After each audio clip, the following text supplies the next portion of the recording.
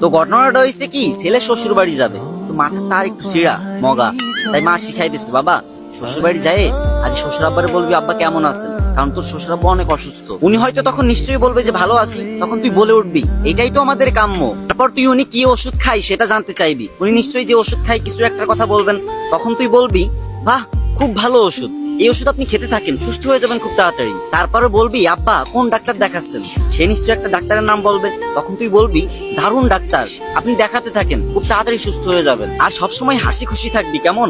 বোকা ছেলে মায়ের কথায় সম্মতি দিয়ে মায়ের সাথে শ্বশুর বাড়ি গেল। এদিকে শ্বশুর মশাই রোগের জ্বালায় বিছনায় শুয়ে ছটফট করতেছেন। ঠিক তখনই জামাই এন্ট্রি নিল, হা হা করে হাসতে হাসতে বলল কেমন আছেন বাবা। তখন শ্বশুর বলল আর বাঁচার ইচ্ছা নেই, এবার মরলেই বাঁচি। তখন জামাই আরো জোরে হা হা করে হাসতে হাসতে বলল এইটাই তো আমাদের কাম্য, তো আপনি কি ওষুধ খাচ্ছেন বাবা। তখন শ্বশুর মনে খুব কষ্ট পেল আর রেগে গিয়ে বলল ঘোড়ার ডিম।